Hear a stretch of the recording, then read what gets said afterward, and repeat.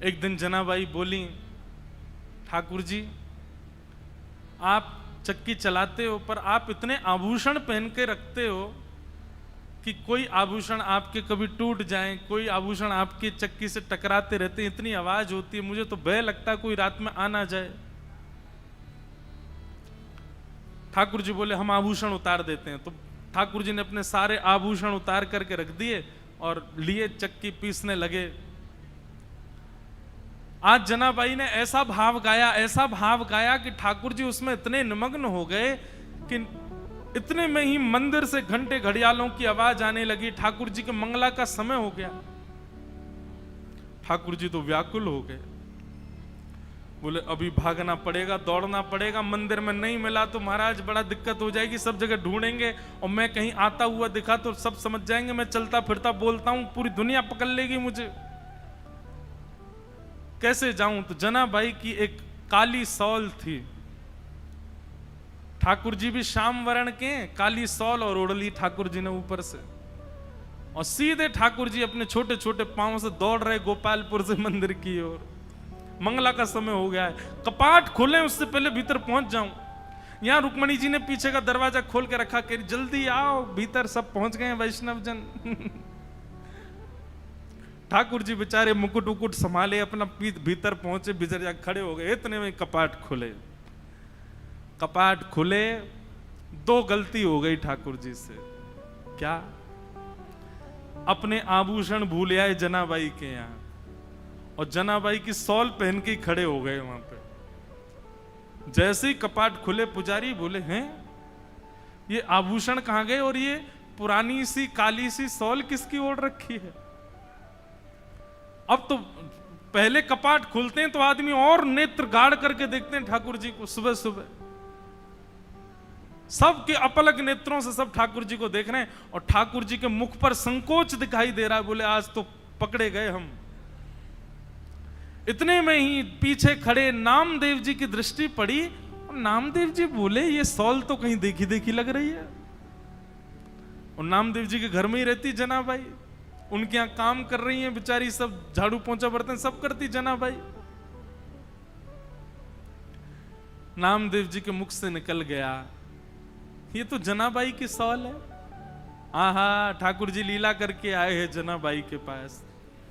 अब ये बात जैसी उन्होंने कई आसपास के लोगों में ये बात सुन ली, उनके भी मन में आ गया कि ठाकुर जी जनाबाई पे कृपा करके आए। पर इतने में ही भीतर से मंदिर से आवाज आने लगी, पुजारी कहने लगे ठाकुर जी के आभूषण चोरी हो गए, किसी ने ठाकुर जी के आभूषण चुरा लिए हैं, ठाकुर जी के आभूषण नहीं मिल रहे हैं।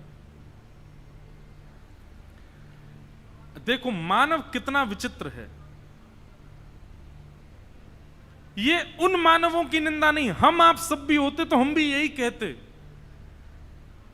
नामदेव जी के मुख से निकला कि ये तो जनाबाई की सौल है, तो जिन लोगों ने सुना उन्हीं लोगों ने कह दिया, बोले जनाबाई की सौल है, इसका मतलब जनाबाई ही आई थी और आभूषण चुरा करके भाग गई, सौल भूल गई यहीं पर।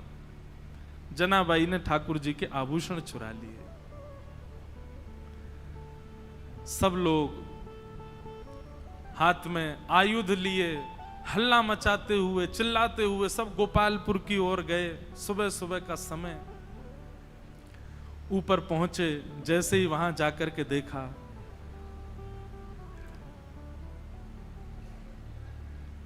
जनाबाई कहां है, बाहर आओ। जनाबाई निकल करके आई, क्या बात है, क्यों चिल्ला रहे हैं आप लोग? बोले तुमने ठाकुर जी के आभूषण चुराए। जनाबाई बोली मैं क्यों चुराऊंगी आभूषण? बोले तलाशी दिलाओ। जैसे ही जनाबाई के स्थान को देखने लगे, वहीं ठाकुर जी के आभूषण मिल गए। बंधुओं, ठाकुर जी की लीला में सब सुखद सुखद ही होता है, सब अच्छा ही अच्छा होता है, ऐसा नहीं है। ठाकुर जी कब, कहां, क्या, किस भाव से लीला कर रहे हैं ये कोई नहीं जानता।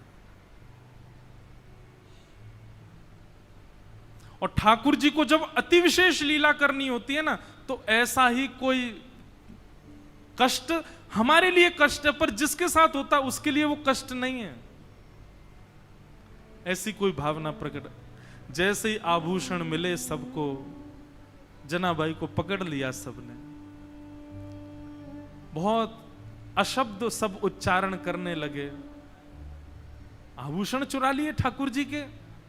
अरे नामदेव जी, आपने किसको अपने घर में आश्रय दे रखा है? और आदि आदि सब चिल्लाने लगे। जनाबाई तो मौन हो गई। और मैं क्या बोलूं? इन सबको यदि ये बात बताऊं कि रात्रि में ठाकुर जी मेरे यहां आए हैं, तो ये नहीं मानेंगे। ठाकुर जी लीला करके गए, ये सब कोई स्वीकार नहीं करेंगे। जनाबाई ने एक दो बार थोड़ा सा हट तो किया, लेकिन किसी ने नहीं माना। और सब ने मिलकर के एक योजना बनाई। मैया अभी बैठो, अभी कथा चल रही है। हाँ, अभी विराज, कथा के बीच में नहीं। हाँ, मिलेंगे हम आपसे। विचार करने लगे क्या करें। सब ने मिलकर के कहा कि दंड दो। और दंड क्या है? बोले मृत्यु दंड दो।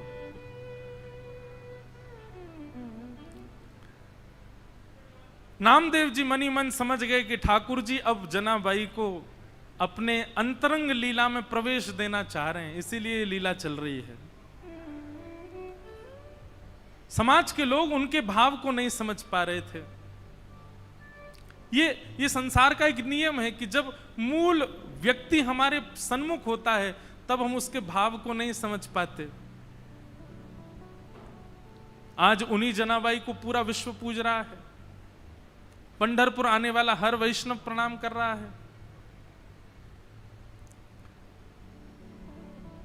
एक सूली लगा दी गई, जनाबाई को खड़ा कर दिया उसमें, परंतु श्री पंडरीनाथ भगवान ऐसा होने तो नहीं देते। देखते ही देखते जो सूली बनाई गई थी वो जल के आकृति में परिवर्तित हो गई और श्री जनाबाई ठाकुर जी में ही विलीन हो गई।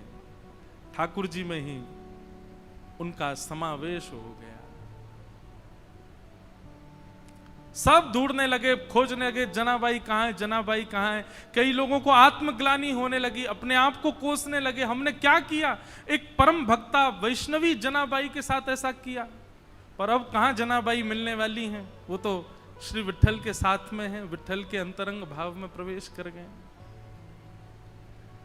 ऐसी भक्तिमती जनाबाई, जिनके साथ इतनी लीला, इतनी कृपा श्री पंडरीनाथ भगवान ने की। उनके हाथ का बना हुआ प्रसाद पाते हैं, उनके हाथ के बने हुए सुंदर प्रसाद को उनके हाथ से पाते हैं। वो गाती हैं और पंडरीनाथ भगवान लिखते हैं। वो गाती हैं और पंडरीनाथ भगवान नृत्य करते हैं। ऐसी सी जनाबाई, उनको हम बारंबार वंदन करते हैं। एक भाव मुझे बहुत प्रिय लगता है।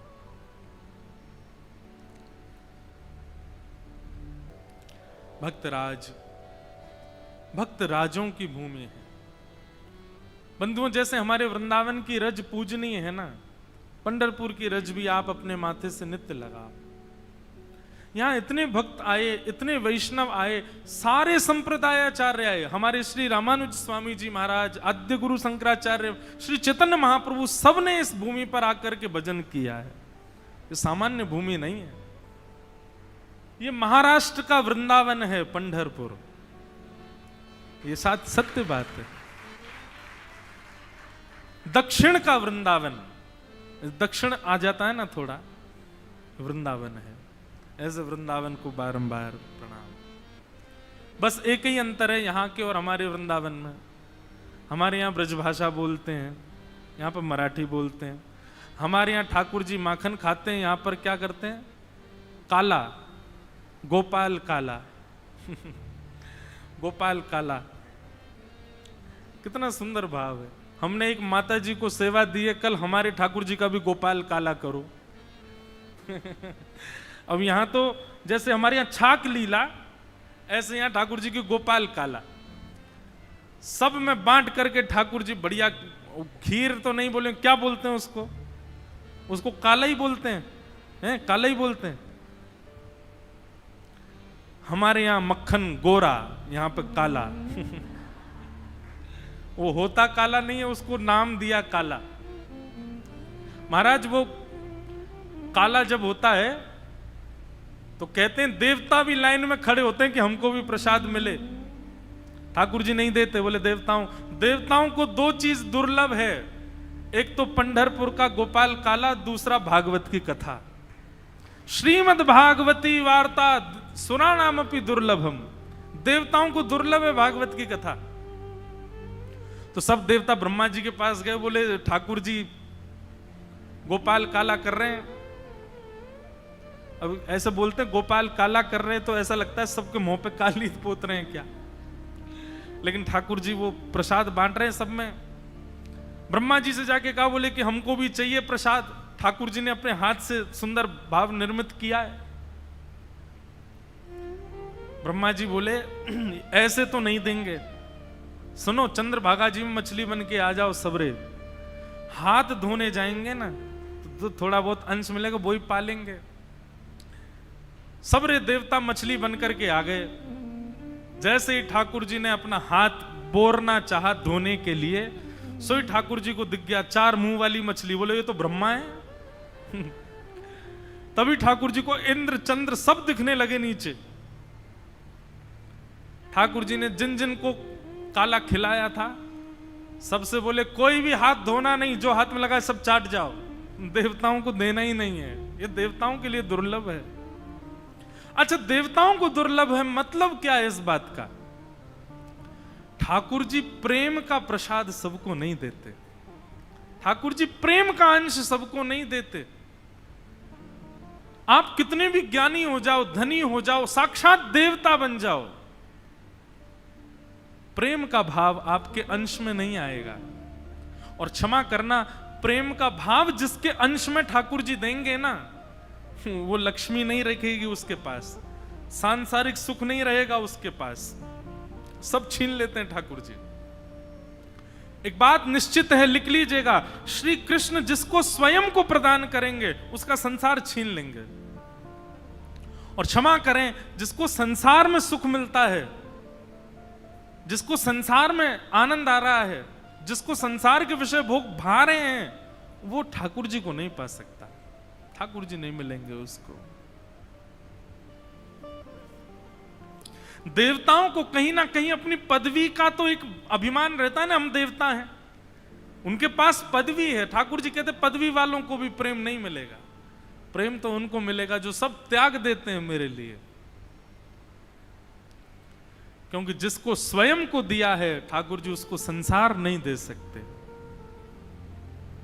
और जिसके पास संसार है उसको ठाकुर जी स्वयं को नहीं दे सकते।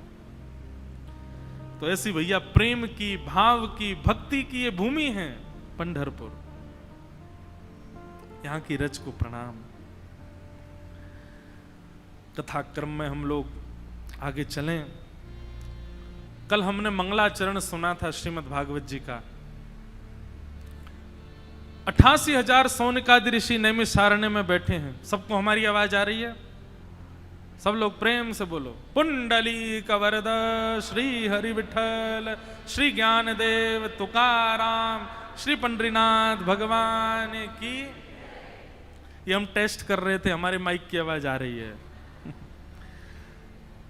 सौनकादि ऋषियों ने 6 प्रश्न किए हैं और इन 6 प्रश्नों में ही आगे की कथा का क्रम चलता है।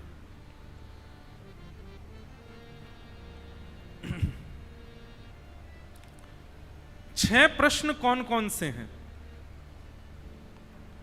किम श्रेय शास्त्र सारः क स्वावतार प्रयोजनम किम कर्म के अवतारश्च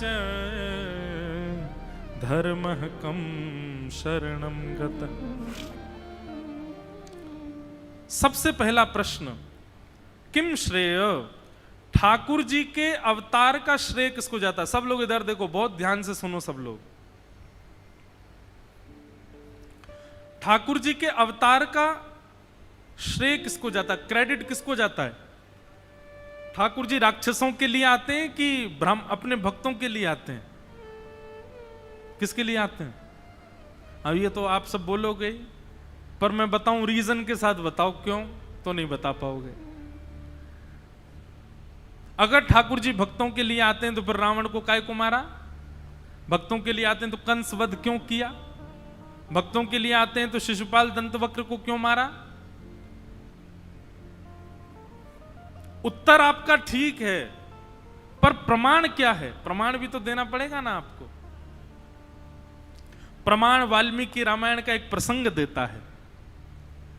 जब सुग्रीव भगवान की शरण में आया, प्रभु श्री राम की शरण में, तो सुग्रीव जब शरण में आया तो भगवान ने अपने 4-5 लोगों से पूछा, बताओ क्या करें, इसको शरण में लें कि ना लें? 4-5 लोगों में सबसे वरिष्ठ थे, नहीं, विभीषण जब शरण में आया, सुग्रीव नहीं, सुग्रीव तो शरण में था ही। विभीषण जब शरण में आया तब भगवान ने 4-5 लोगों से पूछा, बताओ इसको शरण में लें कि नहीं? उनमें सबसे श्रेष्ठ सुग्रीव से पूछा, तुम बताओ, तुम्हारा निर्णय अंतिम होगा, तुम जो कहोगे हम वो करेंगे। सुग्रीव जी को लगा कि भाई हमारी बात की महिमा है, तो सुग्रीव जी बोले, नाथ हम तो आपसे ये कहना चाहते हैं, राक्षस का भाई है, इसने लंका का पानी पिया है, रावण के घर का अन्न खाया है, कितना भी भक्त क्यों ना हो, इसके मन में कहीं ना कहीं रावण जैसा तत्व तो होगा। तो मेरी मति तो यह कहती है कि आप इसको स्वीकार मत करो, इसको बोल दो कि तू वापस चला जा, हम तुझे स्वीकार नहीं कर सकते। भगवान बोले ठीक है। ठाकुर जी शिविर से बाहर निकल करके आए और विभीषण को उठा करके अपने हृदय से लगा लिया और उसका तिलक आदि करके कहा, अब से तुम हमारे संगी रहोगे। पीछे खड़ा सुग्रीव मन में विचार करने लगा, तो फिर मुझसे पूछा क्यों था? जब इनको अपने मन की करनी थी, इनको स्वीकार करना ही था, तो फिर मुझसे पूछने का ये बहाना क्यों किया? और सुग्रीव के मन में ये बात आ गई कि अब ठाकुर जी अकेले ढूंढ लें सीता जी को, मैं तो 2-4 दिन में अपनी सेना वेना लेकर के चला जाऊंगा यहां से। जब मेरी बात की कोई महिमा ही नहीं है, मेरी बात की कोई गरिमा नहीं, तो मैं क्यों रहूं इनके साथ? ठाकुर जी तो अंतर्यामी, सब जानते हैं। ठाकुर जी ने तुरंत सुग्रीव की ओर देखा और कहा, क्या सोच रहे हो तुम? नहीं नहीं कुछ नहीं। बोले नहीं, तुम जो सोच रहे हो हमको पता है। तुम अपने मन में ये विचार कर रहे हो कि तुम अपनी सेना लेकर के वापस चले जाओ और मैं अकेला सीता जी को ढूंढ दूं, आदि आदि बात। सुग्रीव भूलो मत, ये सब करने की मुझको आवश्यकता नहीं है। ये सेना इकट्ठी करना, हनुमान जी से कहना ढूंढ के लाओ सीता जी कहां है, क्या मुझे पता नहीं है सीता कहां है? लक्ष्मण जी के आंखों की पलकें जितनी देर में नीचे होती हैं ना, इससे भी कम समय में एक नहीं करोड़ों रावणों को मारने की सामर्थ्य है। यहीं बैठे बैठे चुटकी बजाऊंगा, रावण मर जाएगा। और रावण को मारना तो बहुत दूर की बात, हमारी इच्छा यदि हो जाए तो रावण जैसा राक्षस जन्म ही नहीं ले सकता पृथ्वी पर। मेरी इच्छा से हो रहा है जो कुछ भी हो रहा है, ये तो केवल मानवों को लीला देने के लिए, मानवों को एक सद्मार्ग बताने के लिए, मानवों को प्रेम क्या होता है यह बतलाने के लिए एक लीला कर रहा हूं मैं। तुम इसको ये मत सोचो कि सीता जी की खोज के लिए मुझे तुम्हारी आवश्यकता, चले जाओ यहां से और ले जाओ अपनी सेना सारी। सुग्रीव कान पकड़ ले, क्षमा करो भगवान, मैं तो भूल गया था। तो क्या सिद्ध किया भगवान ने कि रावण को मारना ये कोई उद्देश्य नहीं है ठाकुर जी का।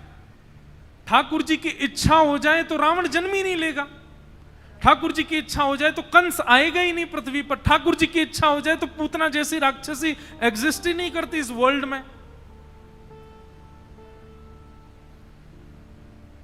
उनकी इच्छा से राक्षस आए हैं। अपनी इच्छा से यदि किसी व्यक्ति को आपने भेजा है, उसके लिए आप थोड़ी कुछ करोगे, वो तो आपकी इच्छा से है। पर ठाकुर जी कहते हैं भक्त जो है ना, ये होते तो मेरी इच्छा से हैं, पर फिर भी इनके जो प्रेम भाव हैं वो इनके अपने होते हैं। वो सुनने में, वो ग्रहण करने में मुझे ज्यादा आनंद आता है। जैसे कर्माबाई थाली भर के लाई खींचड़ो, ऊपर घी की बात की, जीमो मारा शाम घणी, जिमावे बेटी जाट की। आहा, कितना सुंदर भाव। वो कर्मा बाई, उसको पता है कि ठाकुर जी का भोग लगाना है, लेकिन उसको ये नहीं पता कि नहा धो के लगाना है, सुंदर वस्त्र पहन के लगाना है, शुद्ध होकर के लगाना है। वो तो केवल भोग लगा रही है ठाकुर जी का। ठाकुर जी के आगे खिचड़ी रख करके गोपाल जी से कह रही है, गोपाल जी जीमो। ठाकुर जी ऐसे ही बैठे हैं। अब कर्मा बाई कहती है, क्यों, स्वाद नहीं आ रहा आपको, नमक मिर्च कम पड़ा है? तो ठाकुर जी के आगे बर्तन में से एक उंगली से चाट के देख लेती, बढ़िया तो है, सब कुछ बढ़िया, बिल्कुल बराबर है, क्यों नहीं पा रहे हो फिर? अच्छा, शर्म आ रही है मेरे आगे पाने में, ठीक है मैं चली जाती हूं, फिर पा लेना। कर्मा बाई अब दूर खड़ी खड़ी झांक के देख रही है, पाया कि नहीं, आए कि नहीं, थोड़ी आवाज आ रही है कि नहीं। आकर के देखा, अब भी नहीं पाया ठाकुर जी ने। रोने लगी, क्यों नहीं पा रहे आप? मैंने बनाने, बाबूजी पवा के जाते थे तो पाते ही होंगे, तभी तो कह के गए कि आपको पवा के पाना है, मेरे हाथ का बना क्यों नहीं पा रहे? सब भाव प्रकट कर दिए ठाकुर जी के आगे। अंतिम भाव कहती है, कोई बात नहीं, बाबूजी को वापस आन दो, जैसे ही बाबूजी आएंगे तो मैं उनसे कह दूंगी इन गोपाल जी को मंदिर में दे आओ, दूसरे गोपाल जी ले आओ। क्यों, ये मेरे हाथ का बना पाती ही नहीं। और सुनो गोपाल जी, आप अगर मेरे हाथ की बनी खिचड़ी नहीं पाओगे तो घाटा आपका ही है। ये मोटे मोटे गाल, ये मोटे मोटे हाथ जो तुम्हारे फूल रहे ना, सब पिचक जाएंगे, ब्याह नहीं होगा आपका। अब ये भाव ठाकुर जी प्रकट नहीं करते, ये भाव भक्त का होता, और यही ठाकुर जी को चाहिए। बंधुओं, ठाकुर जी के पास सब कुछ है, पर एक भक्त का जो चित्त होता है ना, निर्मल चित्त, भाव में प्रेम से ओतप्रोत चित्त, वो ठाकुर जी को प्रिय लगता है, वो चाहिए ठाकुर जी को।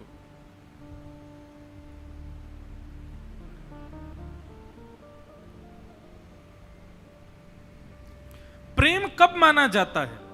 जब आपका प्रेमी आपके लिए कुछ ऐसा करे जो आपके विचार से परे है। पहले क्या होता था, सरप्राइज देते थे, हैं, माँ से प्रेम करते हैं तो माँ का जन्मदिन, उनके लिए केक ले आए, उनके लिए गुब्बारे फोड़ दिए, रात में माँ सो गई थी उसको पता ही नहीं और हमने पूरी व्यवस्था कर दी, माँ सुबह उठ करके देखेगी तो फिर चौंक जाएगी। ये प्रेमी का स्वरूप होता है कि आप प्रेमी की सोच से परे काम करो। पर अब वो पुराना हो चुका है फैशन, अभी भी लोग यही करते हैं, अभी भी रात में यही करने लग जाते हैं। अब तो ये पुराना, अब तो सही बताओ तो जन्मदिन वाले उसको पता होता है कि 12 बजे सब आएंगे, उसको पहले ही पता होता है। अब सरप्राइज नाम की चीज नहीं रह गई, कुछ नया करो। प्रेम में नवीन, मैं एक बात कहता हूं, आप लोगों को अच्छी लगे तो इसको ध्यान रखिएगा। आपकी भक्ति कैसी है ये बड़ी बात नहीं, पर भक्ति का प्रस्तुतिकरण कैसा है। समोसा रोड पे खड़े होने वाले व्यक्ति से, वो जो ठेला होता है वहां से खाओ, कितने रुपए का मिलेगा? 10 रुपए का। वही समोसा 5 स्टार होटल में खाओ, कितने का मिलेगा? 500 रुपए का। क्यों? जबकि ठेले वाले के में ज्यादा स्वाद होता है, फिर भी आदमी 5 स्टार होटल में ही क्यों पाता? प्रस्तुतिकरण, ऑफरिंग, उसका जो आपके सामने उसका जो उसकी जो मतलब उसको जो ऑफर करने का तरीका है वो महंगा होता है। खिचड़ी आज कितने लोग अपने घर में बना रहे हैं, पर प्रस्तुतिकरण कर्माबाई का श्रेष्ठ है। भाव प्रेम सबसे ओतप्रोत है। हमारी खिचड़ी में नमक होता है, नींबू होता है, मिर्च मसाले होते हैं, पर कर्माबाई की खिचड़ी में प्रेम है, कर्माबाई की खिचड़ी में भाव है। और वो भाव, वो प्रेम, अब कर्माबाई की नकल मत करना कि आप भी बिना नहाए धोए बना दो। ठाकुर जी पाओ, कर्माबाई की तो पाए थे, हमारी क्यों नहीं पा रहे? ठाकुर जी कहेंगे पाप और लगेगा तुमको बेटा। कर्माबाई तो भोली थी, उसको तो पता ही नहीं था, तुम जानबूझ के बिना नहाए धोए भोजन बना रहे हो, पाप लगेगा।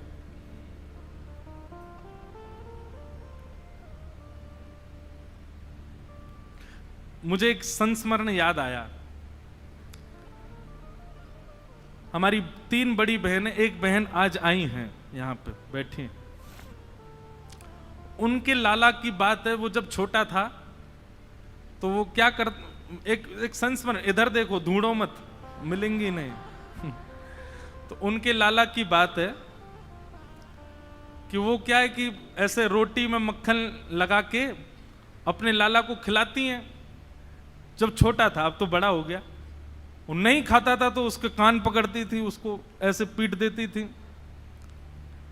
तो उसको ये लगा कि शायद ये मारपीट होती है तभी खाना चाहिए।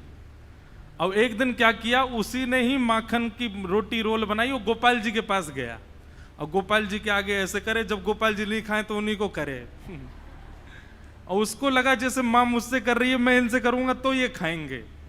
और ये भाव जब देखा तो मन में एक है तो वो बालक, लेकिन उसको ये लगा कि माँ मुझे ऐसे खिलाती है तो मैं खाता हूं, और ये नहीं खा रहे, इसका मतलब मैं इनसे ऐसे करूंगा तो ये खाएंगे। ये भाव, ये छोटे छोटे जो चिंतन हैं हमारे, ये जो सहजता में अपने आप आ जाते हैं, बनावटी नहीं, सोच विचार के नहीं, अपने आप सहजता से प्रकट हो जाए, ये भाव ठाकुर जी को प्रिय है। और क्षमा कीजिएगा, ये भाव आपके सोचने से विचारने से नहीं आ सकते। ये संत जनों की कृपा, महत जनों की कृपा, भक्ति भागवती की कृपा जब होती है, अपने आप प्रकट होते हैं, अपने आप आते हैं मन में। ये योजनाओं से नहीं बनते, ये सहजता से अपने आप आ जाते हैं मन में।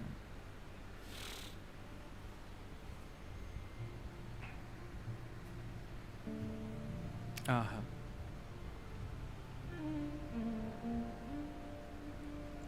तो ठाकुर जी के जन्म का श्रेय किसको जाता है? पहला प्रश्न। राक्षसों के लिए आते हैं कि भक्तों के लिए आते हैं? किम श्रेय। दूसरा, हमारे इतने सारे शास्त्र हैं, इन शास्त्रों का सार क्या है? तीसरा प्रश्न, स्व अवतार प्रयोजनम, भगवान के अवतार का प्रयोजन क्या है? भगवान मानवी बन के क्यों नहीं रहते? कभी हमने सुना कच्छप बन के आ गए, कभी नृसिंह बन के आ गए, कभी बराह बन के आ गए, कभी परशुराम बन के आ गए। ठाकुर जी को एक ही काम तो करना है, धर्म की स्थापना, तो एक ही रूप में आ जाया करें। भाई रूप क्यों बदलते हैं बार बार? किम कर्म, ठाकुर जी का कर्म क्या है? चौथा प्रश्न। और पांचवा प्रश्न, के अवतारश्च, भगवान के अवतार कितने? बहुत बड़ा कंफ्यूजन है, 10 अवतार, 24 अवतार, कितने अवतार हैं? और अंतिम प्रश्न, धर्म कम शरणम गतः, ठाकुर जी तो लीला पूरी करके चले गए, ठाकुर जी के जाने के बाद धर्म कहां गया? धर्म किसकी शरण में है? आज धर्म का पालक कौन है? ये 6 प्रश्न हैं। इन 6 प्रश्नों के उत्तर इन 6 दिनों में, 5 दिनों में ही मिलेंगे, अपने आप आते रहेंगे। आप लोगों को ध्यानपूर्वक सुनना है। सबसे पहला, किम श्रेय, भगवान के अवतार का श्रेय किसको जाता है? तो भक्तों को, भक्तों के लिए आते हैं ठाकुर जी। दूसरा प्रश्न है, शास्त्र सारह क, इन शास्त्रों का सार क्या है? तो बंधुओं, जैसे दही को बिलोने पर छाछ नीचे रह जाती है, मक्खन ऊपर आ जाता है। मक्खन महंगा होता है कि छाछ महंगी होती है? मक्खन महंगा होता है। ऐसे ही सारे शास्त्रों का जब बिलोना किया श्री ब्रह्मा जी ने, तो श्रीमद् भागवत रूपी मक्खन ऊपर आ गया। शास्त्रों का सार क्या है? श्रीमद् भागवत। सारम सारम समद्वितम, समस्त शास्त्र, सब वेदों का सार भागवत में है। आप तो 7 दिन में सुन रहे हो, हम 1 महीना की कथा सुना के आए इसी महाराष्ट्र में, नासिक में। 1 महीना में पता है कहां तक पहुंची कथा? प्रहलाद चरित्र। अभी वो महाराज जी मुझको कह रहे हैं 4 महीना की कथा सुनाओ। महाराज जी की आज्ञा है, एक बार चातुर्मास कथा सुनाओ। और मैं सुनाऊंगा, कभी तो सुनाऊंगा, जीवन में एक बार तो चातुर्मास कथा तो करनी है, लगातार 4 महीने एक ही स्थान पर। अब कब करेंगे ये तो ठाकुर जी जाने। पर एक बात कहूं, 1 मास कथा, चातुर्मास कथा, ये कोई बड़ी बात नहीं है। जैसे आजीवन एक वो होती है ना, एक स्थिति होती है, एक सजा सुनाई जाती है, पर सजा नहीं, हमको अगर कोई वरदान कहते आजीवन एक ही जगह बैठ के पूरी भागवत कर दो, तो शायद ऐसा लगता है कि अंतिम श्वास आ जाएगी, लेकिन श्रीमद् भागवत पूरी नहीं हो पाएंगे, इतनी विस्तृत है। हमारे पूज्य पिताजी महाराज 1500 से ज्यादा कथाएं कर चुके अब तक। अपने जीवन के 50वें वर्ष में हैं वो कथा जगत में। आयु तो उनकी हो गई 63, 64, पर अपने जीवन के 50 वर्ष कथा को दे चुके। 50वां वर्ष चल रहा है पिताजी का, अगले वर्ष उत्सव है, 50 वर्ष पूर्ण हो रहे हैं पिताजी को कथा करते हुए। आज भी कहते हैं कि हर कथा में एक भाव तो नया आता ही है, हर कथा में एक भाव तो ऐसा लगता है तो पहले से नवीन है। ऐसी है भागवत की कथा। तो समस्त शास्त्रों का सार क्या है? श्रीमद् भागवत की कथा। स्व अवतार प्रयोजनम, भगवान के अवतार के प्रयोजन क्या है? अलग अलग रूप में कैसे आते हैं भगवान? देखो, ठाकुर जी तो एक ही रूप में आते हैं, पर जा की रही भावना जैसी, प्रभु मूरत देखी तिन तैसी। एक आपको रहस्य की बात बताऊं, बहुत ध्यान से सुनो। हमारे श्री कृष्ण जब तक वृंदावन में रहे तब तक दो भुजाओं में ही थे, लेकिन जैसे ही ठाकुर जी ने कंस का वध किया, और कंस का वध करने के बाद जब भगवान अपनी मैया से मिले, देवकी मैया से जब मिले, तो देवकी मैया के आग्रह पर, क्योंकि मैया ने जब ठाकुर जी को जन्म दिया, ठाकुर जी की 4 भुजा थीं। तमद्भुतम बालकमंबुजक्षणम चतुर्भुजम शंख गदायुधायुधम श्रीवत्स लक्ष्मम गलसौभ कौस्तुभम पीतांबरम सांद्र पयोद सौभगम। देवकी मैया ने जिन लाला को जन्म दिया वो 4 भुजा वाले ठाकुर जी हैं। तो देवकी मैया के आग्रह पर द्वारिका में ठाकुर जी चतुर्भुजी रहे, क्योंकि देवकी मैया के हृदय में ठाकुर जी चतुर्भुज रूप हैं। इसलिए द्वारिका में आज भी दर्शन करो, चतुर्भुज रूप में है ठाकुर जी। और ऐसा हमारे संतजन प्रमाण देते हैं कि द्वारिका लीला में ठाकुर जी 4 भुजा में ही रहते हैं। क्यों? बोले देवकी नंदन ठाकुर जी हैं, और वृंदावन में यशोदा नंदन ठाकुर जी 2 भुजा वाले। जिसकी जैसी भावना होती ठाकुर जी वैसा श्रृंगार करते हैं, अपना निज कोई श्रृंगार नहीं ठाकुर जी का। अब यहां पंढरपुर में ये पुंडलीक के हृदय के ठाकुर जी, पुंडलीक ने कहा है प्रतीक्षात्मक रूप में, ईंट खिसका दी, बोले इस पर खड़े हो जाओ। तो ठाकुर जी पुंडलीक के लिए चतुर्भुज रूपधारी ठाकुर जी दोनों भुजाओं को कमर पर धारण करके पुंडलीक के भाव से खड़े, प्रतीक्षा में खड़े। बद्रीनाथ चले जाओ, वहां ठाकुर जी समाधिस्थ भाषा, समाधिस्थ रूप में खड़े हैं।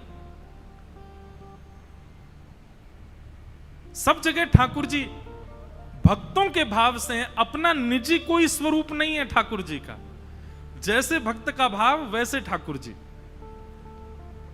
वृंदावन में एक मंदिर ऐसा है, सावधानी से सुनना, वृंदावन में एक स्थान ऐसा है जहां पर किशोरी जी ठाकुर जी के श्रृंगार में खड़ी हैं और ठाकुर जी किशोरी जी के श्रृंगार में। मतलब किशोरी जी हमारी श्री राधा रानी तो मुकुट पहन करके, हाथ में वंशी लेकर के और पीतांबरी पहन करके खड़ी हैं, और ठाकुर जी नथनी ओढ़ लेकर के, सिर पर चुनरी ओढ़ करके, घाघरो पहन के किशोरी जी बन के खड़े हैं। ठाकुर जी को नाम है गोरी लाल। क्या नाम है? गोरेलाल, गोरेलाल बिहारी जी। तो गोरेलाल मतलब क्या है? बोले पूरी दुनिया के लाल कारे हैं, पर यहां के लाल जी जो हैं वो गोरे हैं, क्योंकि वो लाल जी नहीं है, वो किशोरी जी हैं। किशोरी जी लाला बन के खड़ी हैं, और लाला किशोरी जी बन के खड़े हैं। भक्त के जैसे भाव वैसे ठाकुर जी। तो स्व अवतार प्रयोजनम, भगवान के स्वयं के अवतार का कोई स्वरूप नहीं है। जैसे भक्त की दृष्टि है वैसे ठाकुर जी बन जाते हैं, वैसे ठाकुर जी हो जाते हैं।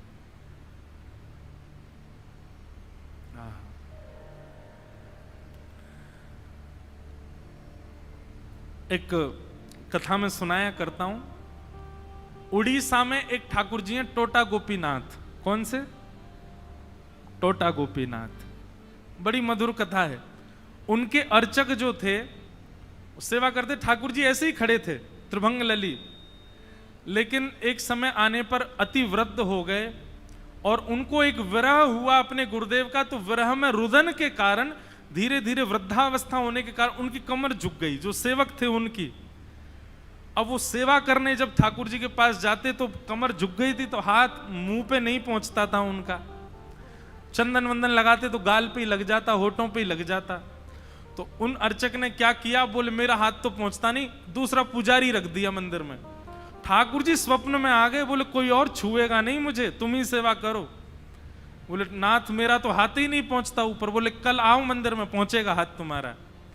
दूसरे दिन मंदिर में जैसे ही गए, सो ठाकुर जी जो खड़े थे वो नीचे बैठ गए। वो बैठ के ऐसे बैठ गए, बोले अब करो सेवा, तुम्हारे हाथ की सेवा चाहिए और कोई छुए नहीं मुझे। अपना स्वयं का स्वरूप निज नहीं है ठाकुर जी का, आपकी भावना के अनुरूप ठाकुर जी हो जाते हैं। गोपाल भट्ट की हृदय वेदना प्रगट्यो शालिग्राम, रूप सुधा को खान हमारो श्री राधा रमण जुलाल, वृंदावन प्यारो। नरसिंह चतुर्दशी, नरसिंह चतुर्दशी थी उस दिन, और श्री गोपाल भट्ट गोस्वामी कथा सुन रहे थे प्रहलाद जी की। और तभी व्यास जी ने कहा कि खंभ भेदन करके भगवान नरसिंह प्रकट हो गए। बस इसी बात पे ही रोने लगे और अपने शालिग्राम भगवान के पास गए और कहे आप प्रहलाद के लिए नरसिंह फाड़ करके प्रकट हो सकते हो, मेरे लिए शालिग्राम से प्रकट नहीं हो सकते। आप शालिग्राम में मेरे लिए परिपूर्ण हो, पर मुझे भी श्रृंगार करना है, मुझे भी कुंडल धराने, मुझे भी मुकुट पहनाना, मुझे भी पोशाक धरानी है नाथ। आप खंभ से प्रहलाद के लिए नरसिंह बन गए तो मेरे लिए शालिग्राम से प्रकट नहीं हो सकते।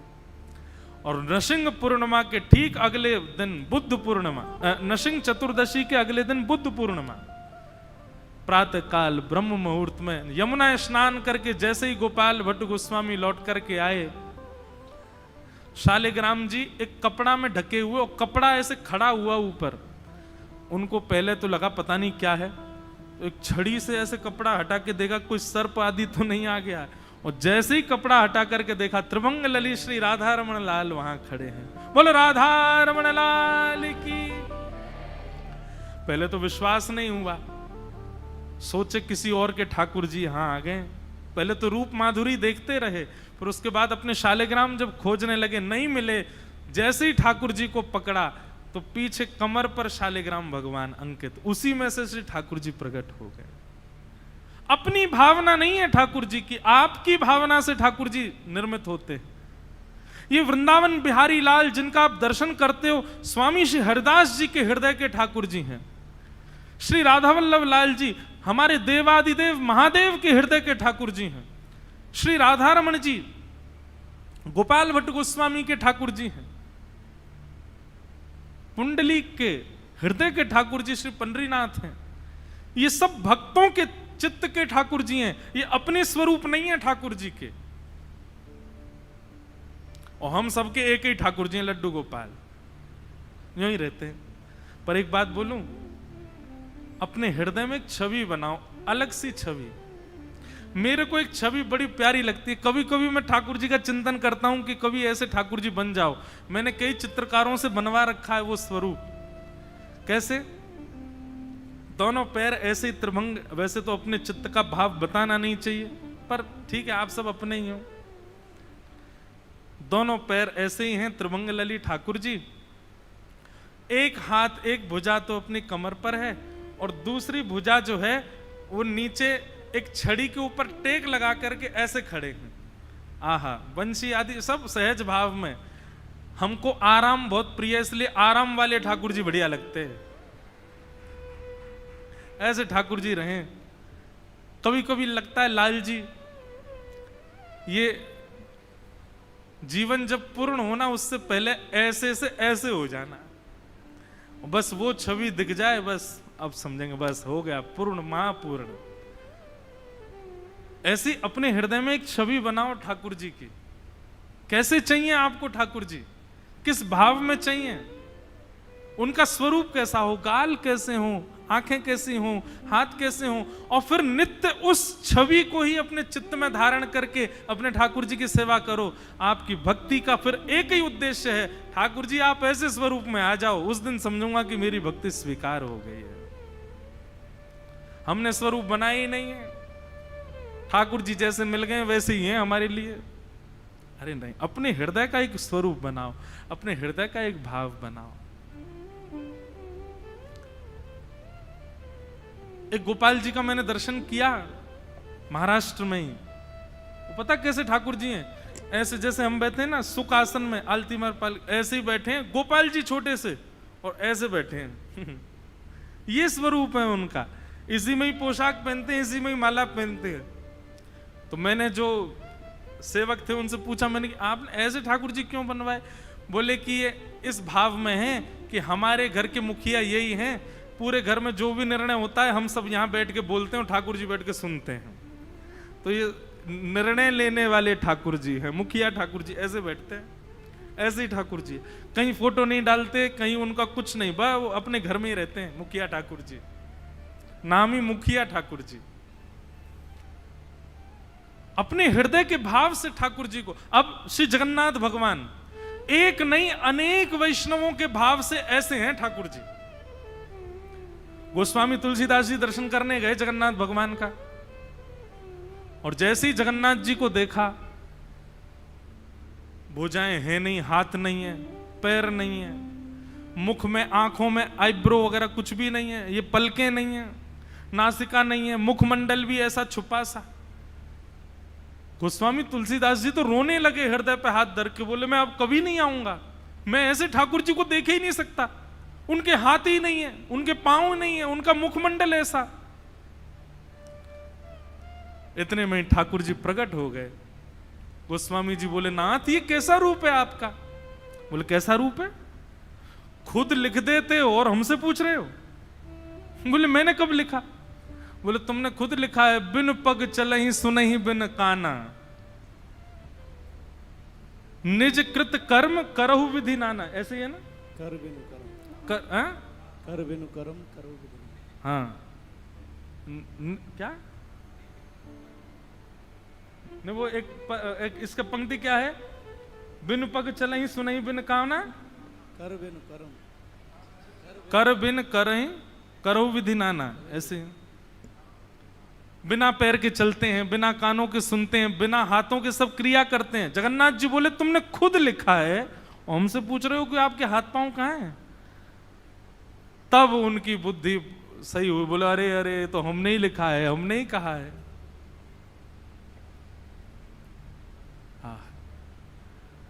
तो हमारे आपके भाव से ठाकुर जी प्रकट होते हैं। ठाकुर जी का अपना स्वरूप नहीं है, स्वच्छंदता नहीं है।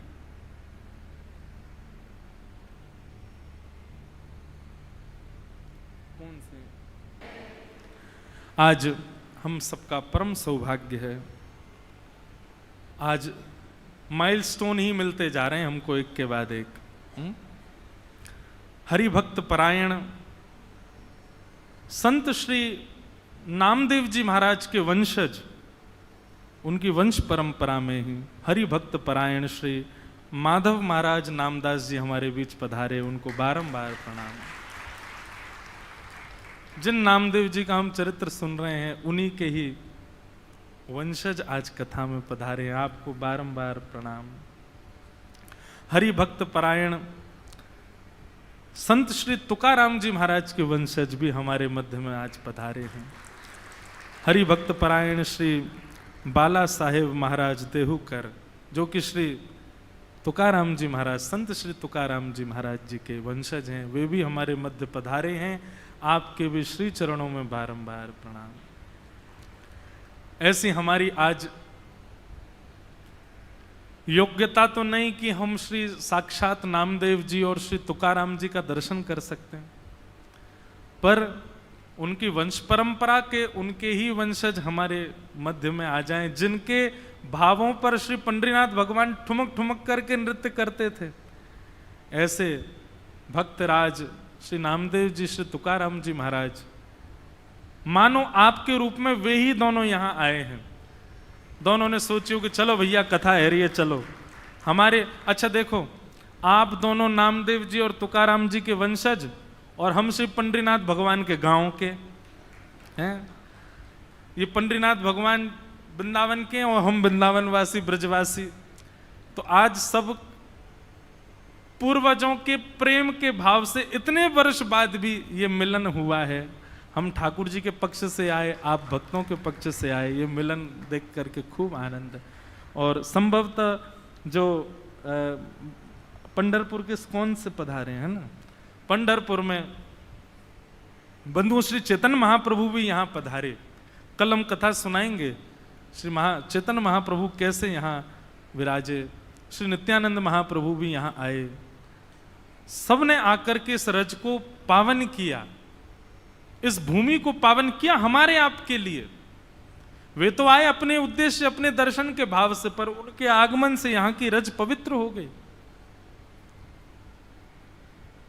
ऐसे पंढरपुर स्कॉन के भी हमारे वैष्णव भक्त वृंद पधारे, उनको भी बारंबार प्रणाम।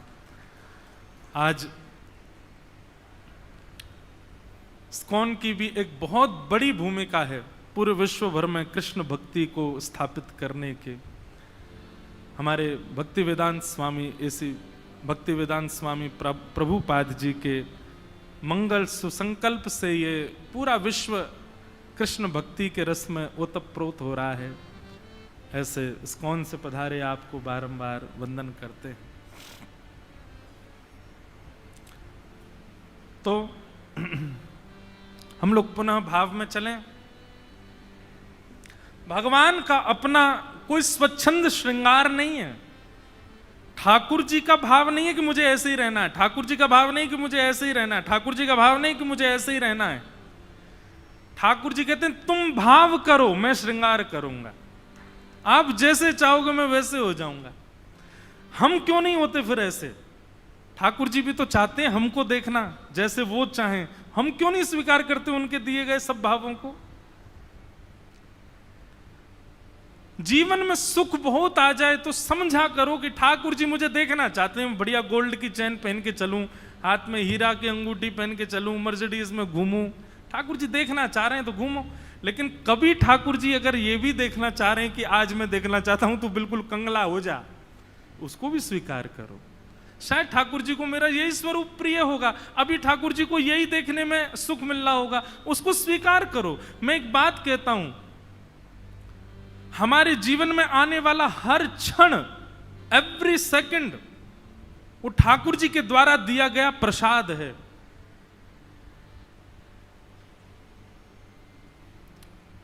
प्रसाद को जिस प्रकार मंदिर में मिलने पर आप माथे से लगाते हो, सौभाग्यशाली मानते हो, हृदय से लगाते हो और बहुत सम्मान के साथ उसको पान कर लेते हो, ये तक भी नहीं। अरे महाराज कोई सामान्य वस्तु नीचे गिर जाए तो आप उसको स्वीकार नहीं, प्रसाद गिर जाए बीन बीन के खा जाता है आदमी, ये भी नहीं विचार करता नीचे गिर गया। क्यों? प्रसाद है। जीवन में मिलने वाला हर क्षण प्रसाद है, उसको भी उसी भांति स्वीकार करो ना, उसको भी उसी रूप में स्वीकार करो कि ठाकुर जी दे रहे हैं।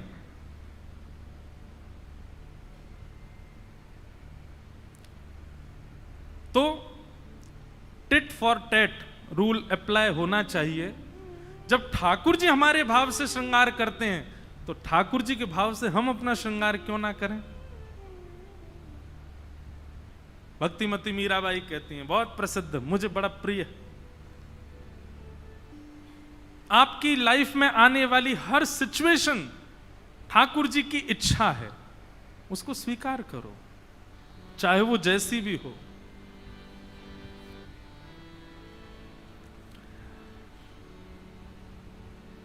तो भगवान का अपना कोई स्वरूप नहीं। तो 3 प्रश्न हो गए। किम श्रेय शास्त्र सारह का स्व अवतार प्रयोजनम। ठाकुर जी भक्त के प्रयोजन से श्रृंगार करते हैं अपना। महाराज वही त्रिलोकी त्रिभुवन को आकर्षित करने वाले ठाकुर जी, जिनकी रूप माधुरी, जिनके नेत्रों की सुंदरता, जिनकी मधुरता को देख करके सब न्योछावर हो जाते हैं, वही ठाकुर जी कंस को सुहा नहीं रहे थे। वही ठाकुर जी जिनको देख करके सब न्योछावर हुए जा रहे हैं, वारी वारी जा रहे हैं, उनको देख करके कंस सोच रहा आई मेरी मौत, मेरी मृत्यु। उसको ठाकुर जी भयानक दिख रहे थे। वही ठाकुर जी हैं जिनको सबरी देख करके नेत्रों के पलक झपकना भूल गई। वही ठाकुर जी जब रावण के सामने जा रहे हैं तो रावण उनके ऊपर तीर कैसे चला सकता है? इतने कोमल ठाकुर जी को देख के रावण को दया नहीं आ रही है। जाकी भावना जैसी ठाकुर जी वैसे।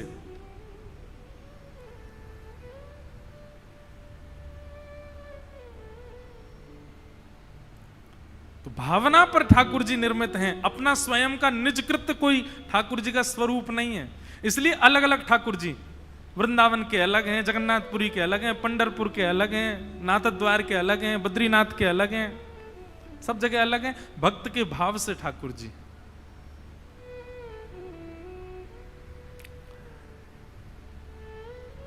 वाह। पांचवी बात, चौथा प्रश्न, किम कर्म, ठाकुर जी करते क्या हैं? ठाकुर जी का कर्म क्या है? आप कहोगे हमको कष्ट देना और कभी कभी सुख देना। इतने वेले थोड़ी बैठे हैं ठाकुर जी। करोड़ों खरबों की जनसंख्या में आप ही दिख रहे हो ठाकुर जी को। इसको मुझे कष्ट देना है अब, इसको मुझे अब सुख देना है। ठाकुर जी को पता भी नहीं होगा कि हमारा नाम क्या है। आपको पता है? अब सुनो, दिमाग घुमाऊं थोड़ा सा, आपका चक्कर आएगा थोड़ा, हाँ समझना। सतयुग त्रेता द्वापर कलयुग, सतयुग त्रेता द्वापर कलयुग, सतयुग त्रेता द्वापर कलयुग जब 71 टाइम्स बीत जाते हैं, मतलब यही कलयुग, ऐसे 71 कलयुग बीतेंगे तब ब्रह्मा जी का एक दिन होता है। ऐसे ब्रह्मा जी की जब 100 वर्ष होते हैं तब भगवान का एक दिन होता है। बताओ, ठाकुर जी ने ऐसे किया होगा, इतने में तो मेरे 4 जन्म हो गए। उनको पता भी चला होगा मैं कौन हूं? नहीं। आप कहोगे तो फिर ये लीलाएं कैसे? इसके लिए ठाकुर जी भाव भक्ति वालों के लिए तो पूरे दिन करते क्या? ये तो करते हैं, उन्हीं के चिंतन में बैठे रहते हैं जो ठाकुर जी का चिंतन करते हैं। उनके लिए ठाकुर जी योजना बनाते हैं। बाकी संसारी लोगों के लिए ठाकुर जी को पता भी नहीं होता कि संसार में हो क्या गया होगा, कुछ नहीं पता उनको। हम अपने ही कर्म से भोगते हैं। ठाकुर जी ने बहुत अच्छी मशीन बनाई है दुनिया में। आप जैसा कर्म करोगे सामने फल आपका इंतजार कर रहा है। आपने अच्छा किया फिर भी फल अच्छा नहीं मिल रहा तो इसका मतलब पूर्व जन्म में बुरा करके आए हो। इस जन्म में जो अच्छा किया वो आगे मिलेगा। सब कुछ मतलब बहुत सिमेट्री अच्छी बैठी हुई है। अपने आप हम लोग अपने कर्म से ही भोगते हैं, अपने कर्म से ही पाते हैं, अपने कर्म से ही दुखी होते हैं, अपने कर्म से ही सुखी होते हैं। ठाकुर जी का इसमें बीच में कोई इंटरफेरेंस नहीं है। हाँ, भगवान बस इतना कहते हैं, हमारा भजन करने वाले को कष्ट तो आएगा पर पहाड़ की जगह कंकड़ आएगा। आएगा तो जरूर, बच नहीं पाओगे।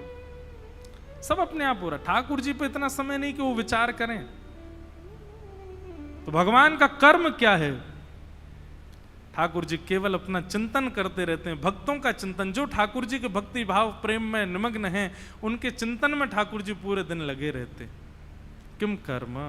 और यदि मूल तत्व की बात पूछो तो वो क्या करते हैं? उत्पत्ति प्रलय और उत्पत्ति पालन और प्रलय 3 कर्म हैं ठाकुर जी के। फिर प्रश्न आया के अवतारश्च, भगवान के अवतार कितने हैं? 10 कहते हैं, 24 कहते हैं, अनेक कहते हैं। सही मायने में ठाकुर जी के अवतारों की गिनती नहीं है। श्रीमद् भागवत के 11वें स्कंद में भगवान स्वयं कहते हैं